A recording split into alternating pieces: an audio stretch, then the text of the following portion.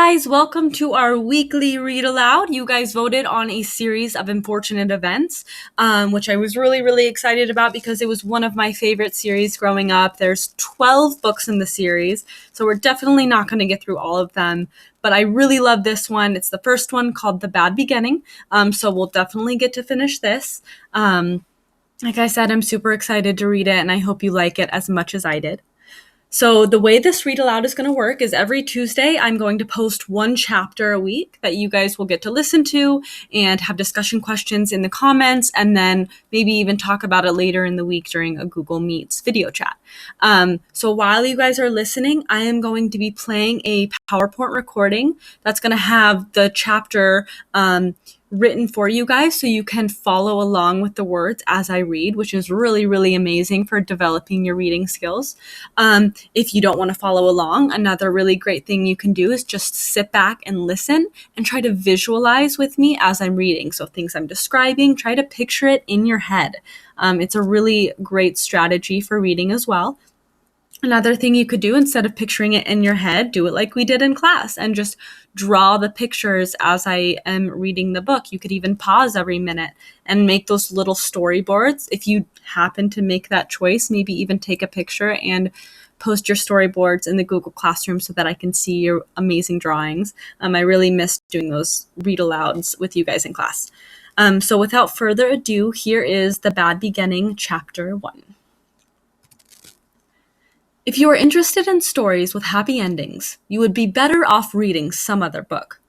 In this book, not only is there no happy ending, there's no happy beginning, and very few happy things in the middle. This is because not very many happy things happened in the lives of the three Baudelaire youngsters.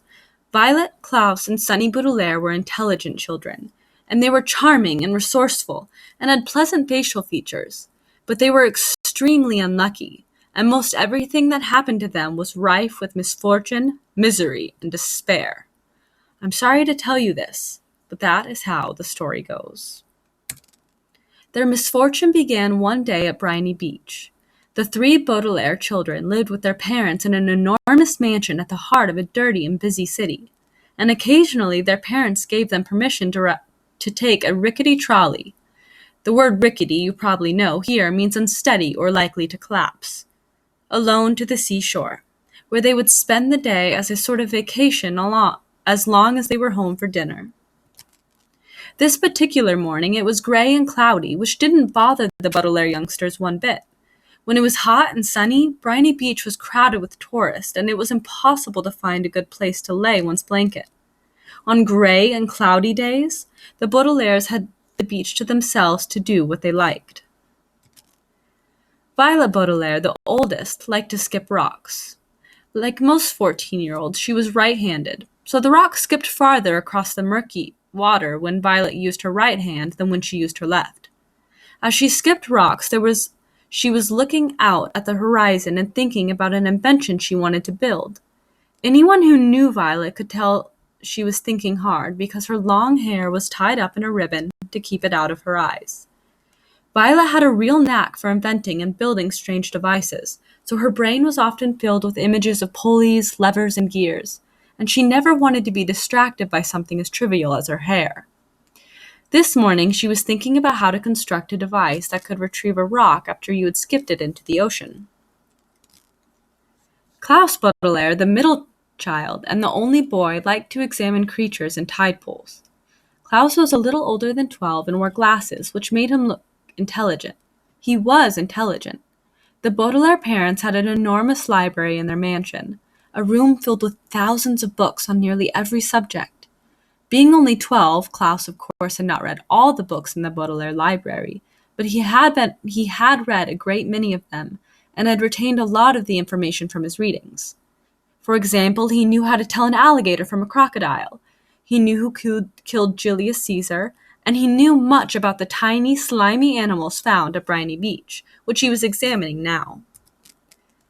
Sunny Baudelaire, the youngest, liked to bite things. She was an infant and very small for her age, scarcely larger than a boot.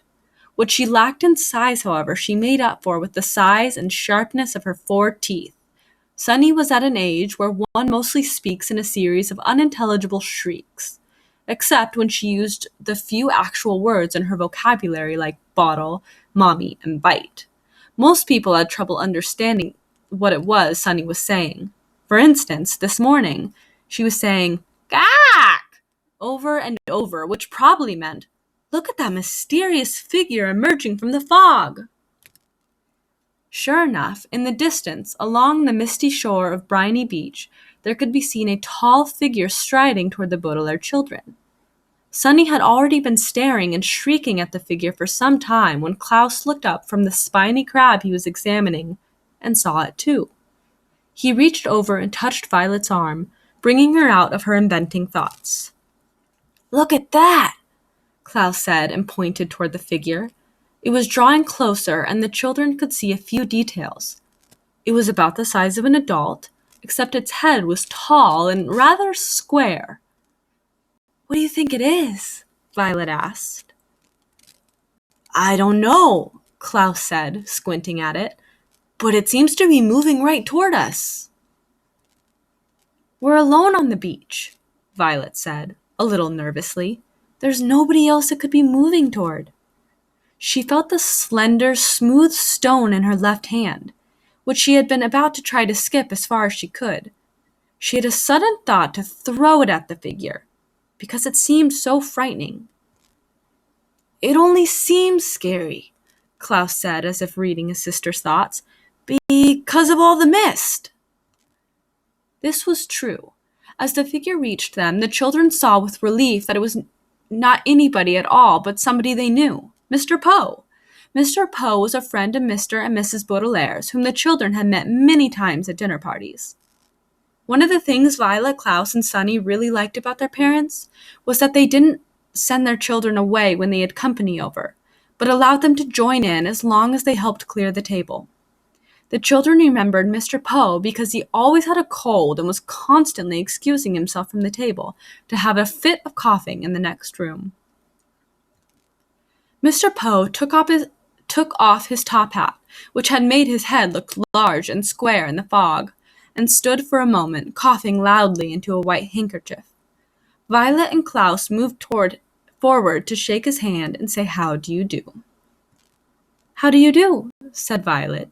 "How do you do?" said Klaus. "How do you?" said Sunny. "Fine, thank you," said Mr. Poe. But he looked very sad.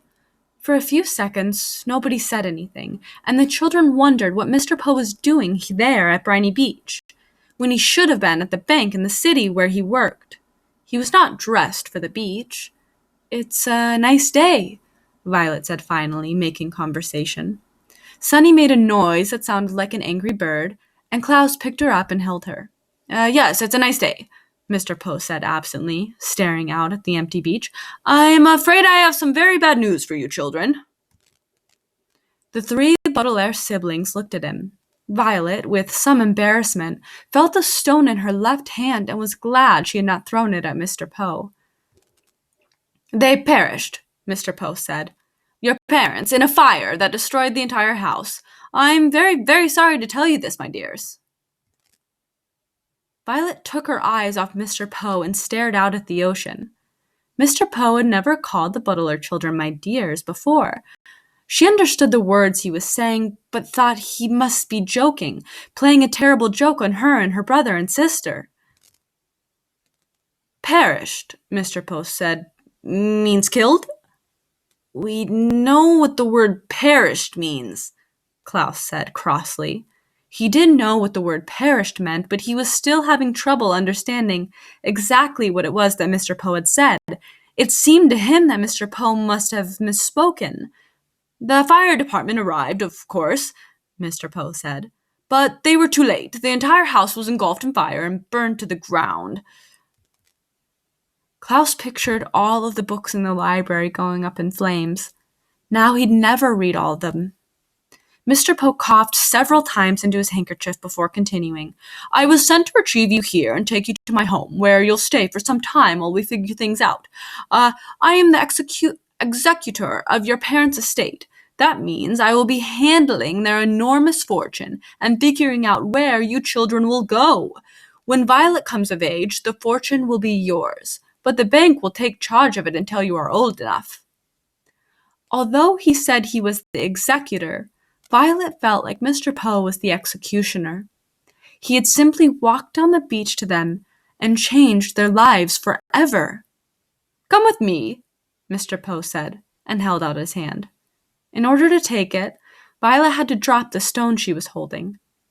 Klaus took Violet's other hand, and Sunny took Klaus's other hand, and in that manner, the 3 Baudelaire children, the Baudelaire orphans, now were led away from the beach and from their previous lives. Dun dun dun dun! So there is that very sad story that will continue to be a very sad story as promised in the beginning. But I hope you enjoyed it. Let me know what you think. Subscribe and give me 5 stars in the comments. Just kidding. I will post this. Let me know what you think in the comments. Next, I'm going to show 3 discussion questions, which I will also post when I post this so you guys can read them outside of this read aloud. Look at those questions and then respond to them in the comments so I can know what you guys think about this chapter.